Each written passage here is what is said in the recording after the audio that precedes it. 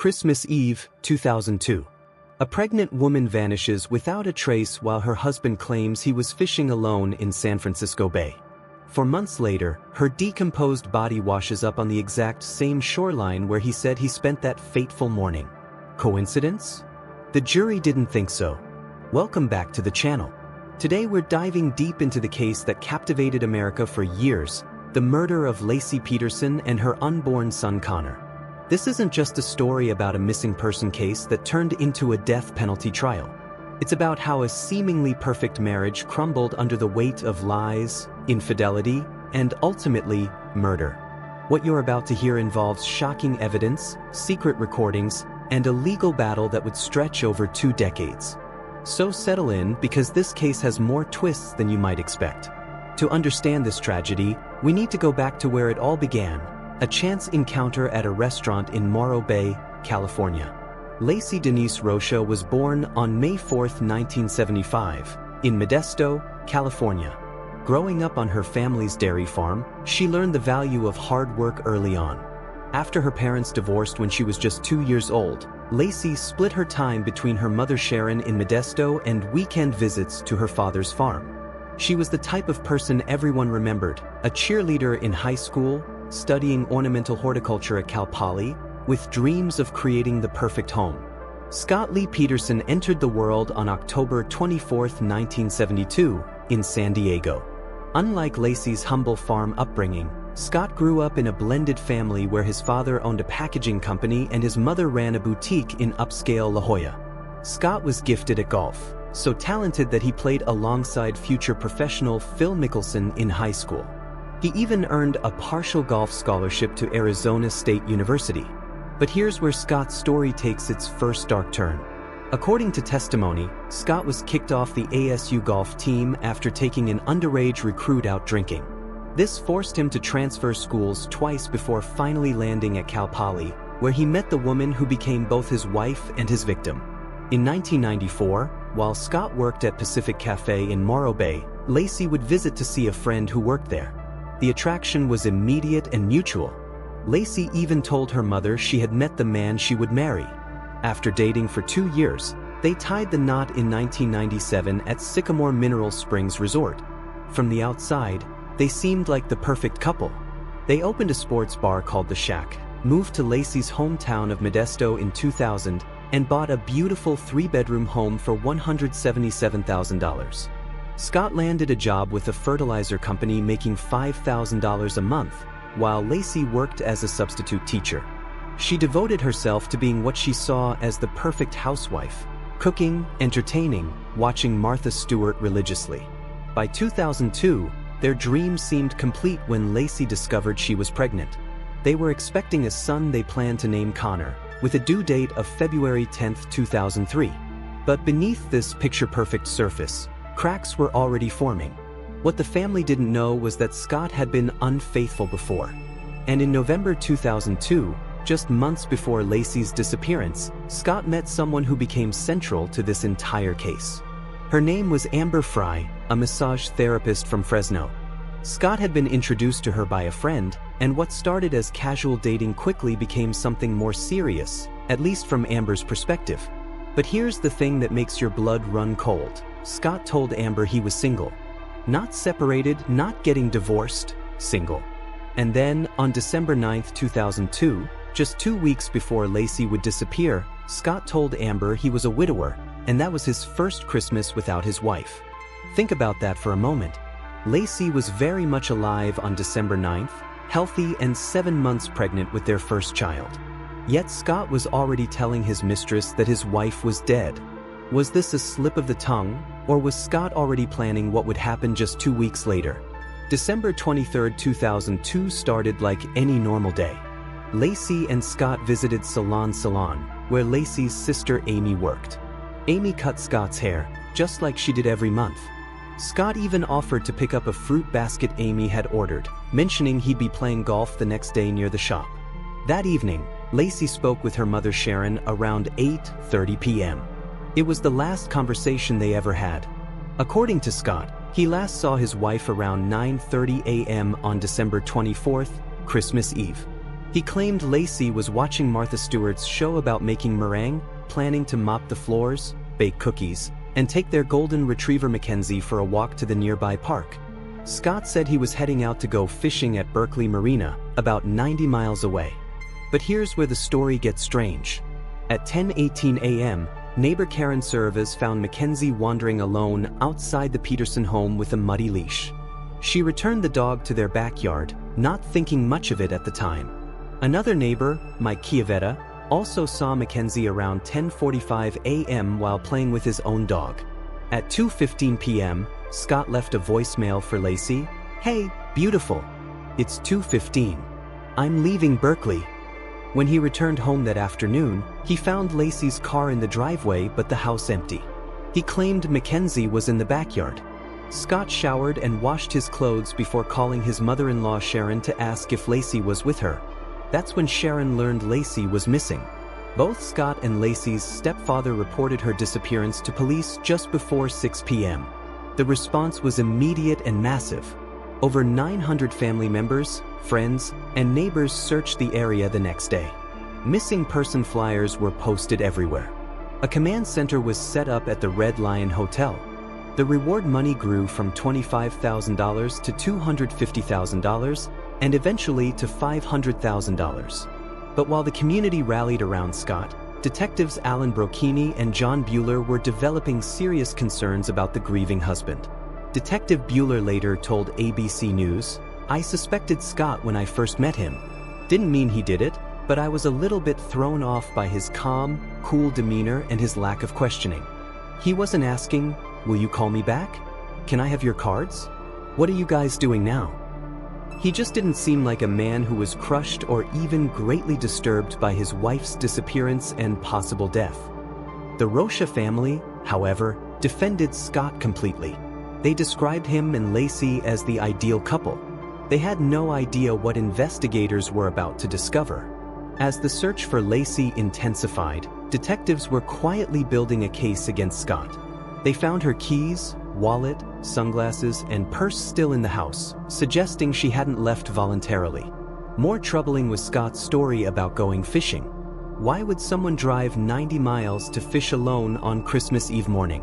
Berkeley Marina wasn't exactly a prime fishing spot, and Scott wasn't known as an avid fisherman. When detectives asked Scott about his fishing trip, his answers were vague and inconsistent. Then came the call that changed everything. On December 30, 2002, a woman contacted police identifying herself as Scott's girlfriend. It was Amber Fry, and she had a story that made investigators' suspicions crystallize into something much darker. Amber told detectives she'd met Scott on November 20th, and he'd told her he was single. More disturbing was what Scott had said on December 9th, that he was a widower and this would be his first Christmas without his wife. Remember, this was 2 weeks before Laci disappeared. Based on these dates, detectives now believed Scott had begun planning to kill Laci at least 2 weeks before he actually did it. They asked Amber to help them by recording her future conversations with Scott. On January 15, 2003, detectives informed Laci's immediate family about Scott's affair. The reaction was swift and devastating. Sharon Rocha, who had defended Scott publicly, now told detectives she believed Scott had killed her daughter. On January 24th, the Rocha family held a press conference. Laci's brother Brent revealed that Scott had admitted to the affair in a phone call, and the family was withdrawing their support due to his lack of communication and cooperation. Later that same day, Amber Fry held her own press conference, explaining her unwitting role in the investigation. The perfect husband image was crumbling, but Scott's legal troubles were just beginning.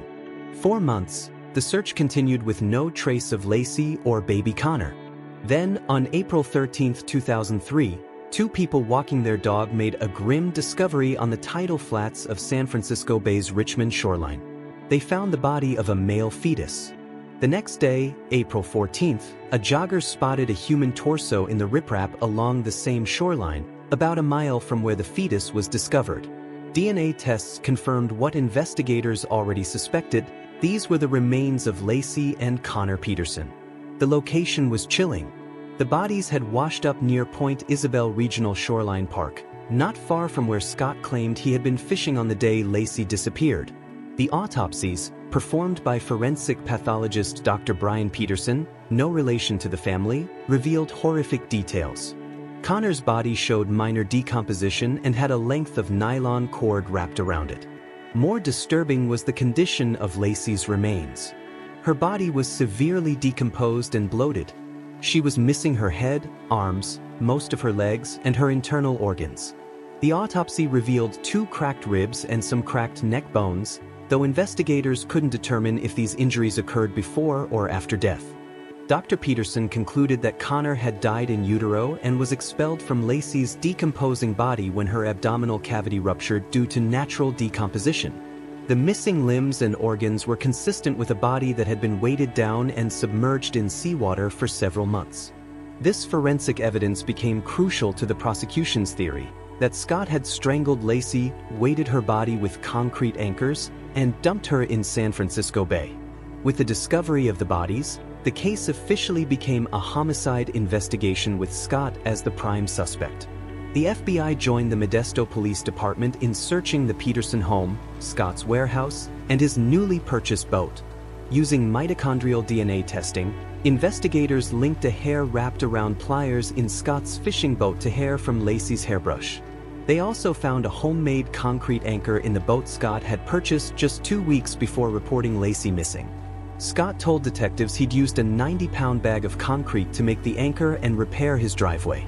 But Detective Henry Dodge Hendy found evidence suggesting otherwise. In Scott's warehouse, he discovered cement powder on the boat trailer and 5 circular marks matching the bucket used to make the anchor. There was also a sledgehammer and dustpan covered with cement powder. Prosecutors later alleged that Scott had made 5 concrete anchors total, using 4 of them, tied to each of Laci's wrists and ankles, to sink her body in the bay. The 5th anchor remained in his boat. Meanwhile, Scott's behavior was becoming increasingly suspicious. Using a GPS tracker on his car, detectives followed him to San Diego, dangerously close to the Mexican border. When Scott switched vehicles, making their tracking device useless, investigators became convinced he was planning to flee to Mexico. On April 18, 2003, detectives arrested Scott at Torrey Pines Golf Course in La Jolla as he was meeting his father and brother for a round of golf. What they found in his possession painted the picture of a man ready to run. Scott had dyed his hair and beard blonde. His vehicle was packed with nearly $15,000 in cash, Viagra tablets, camping and survival equipment, multiple changes of clothes, for cell phones, and 2 driver's licenses, his own and his brother's. While Scott's father explained the fake license was for golf course discounts, prosecutors saw it as evidence of a planned escape to Mexico. Scott's trial began on June 1, 2004, in San Mateo County after being moved due to intense publicity in Stanislaus County. The prosecution was led by Rick DeStaso, while high-profile defense attorney Mark Garagos represented Scott. The prosecution's opening statement was devastating in its simplicity. Scott had killed his pregnant wife because he wanted to continue his affair with Amber Frey without the burden of a family. They argued that Scott was tired of his marriage and felt pressure from Laci's pregnancy and their mounting financial problems. The couple had accumulated $23,000 in credit card debt. The defense acknowledged that Scott was a cad for cheating on Laci but ridiculed the prosecution's theory. Garagos argued that Scott wouldn't chuck his entire life for a masseuse mistress he had taken on only 4 dates. The defense emphasized the lack of direct forensic evidence and suggested police had rushed to judgment. The prosecution's case relied heavily on circumstantial evidence and Scott's behavior. Witness after witness testified about Scott's strange demeanor during Laci's disappearance. Sharon Rocha testified that when she saw Scott at the park where they were searching for Laci, he didn't acknowledge her calling out to him and angled away from her attempts to hug him. Other relatives testified that Scott showed little emotion during the search efforts. 3 witnesses said Scott had told them he'd been golfing, not fishing, after Laci disappeared, contradicting his alibi. Perhaps most damaging were the recorded phone calls between Scott and Amber Frey. In these calls, made after Laci had disappeared, Scott continued lying to Amber. In recordings played for the jury, Scott falsely claimed he was calling from Paris when he was actually in Modesto. The prosecution also presented evidence of Scott's suspicious activities after Laci's disappearance. He'd changed his appearance, purchased a vehicle using his mother's name, added pornographic channels to his cable service, and even expressed interest in selling the house he'd shared with Laci. The defense fought back by questioning the reliability of the forensic evidence. They argued that mitochondrial DNA testing wasn't reliable, noting that only half the states in the US allowed the practice. They also contended that Laci had actually been on Scott's boat while alive, potentially explaining how her hair got there. Most controversially, the defense suggested that someone had kidnapped Laci, held her until she gave birth, and then dumped both bodies in the bay. They pointed to the condition of the fetal remains as evidence that the baby was full-term. The prosecution's medical experts firmly rejected this theory, maintaining that the fetus died at the same time as his mother and was not full-term. After months of testimony and evidence, the case went to the jury. The deliberations weren't without drama. Jurors were replaced due to misconduct, and the foreman even requested his own removal. On November 12, 2004, the jury reached their verdict. They found Scott Peterson guilty of first-degree murder with special circumstances for killing Laci and second-degree murder for killing Connor. The different degrees reflected the jury's belief that while Scott had planned and premeditated Laci's murder, Connor's death was a consequence of that act rather than a separate planned killing. During the penalty phase, jurors heard emotional testimony from Laci's family about their devastating loss. On December 13, 2004, the same jury that had convicted Scott now sentenced him to death. Judge Alfred DeLucci followed the jury's recommendation on March 16, 2005, formally sentencing Scott to death by lethal injection and ordering him to pay $10,000 toward Laci's funeral costs. He described the murder as cruel, uncaring, heartless, and callous. Later interviews with jurors revealed what had convinced them of Scott's guilt.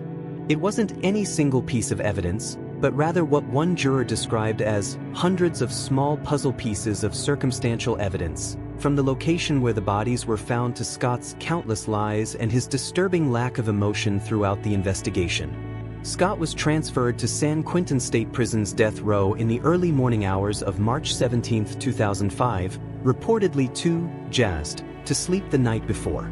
He joined more than 700 other inmates awaiting execution in California's sole death row facility. But Scott's story didn't end with his death sentence. For nearly 2 decades, his case has wound its way through California's appellate courts, generating new developments that continue to make headlines. In August 2020, the California Supreme Court delivered a split decision that shocked many observers. In a 7-0 ruling, the court upheld Scott's conviction but overturned his death sentence. The court found that the trial judge had improperly dismissed potential jurors who opposed capital punishment without determining if they could set aside their views and follow the law. Initially, prosecutors planned to retry the penalty phase, potentially seeking death again. However, in June 2021, they reversed course. On December 8, 2021, Scott was resentenced to life in prison without the possibility of parole.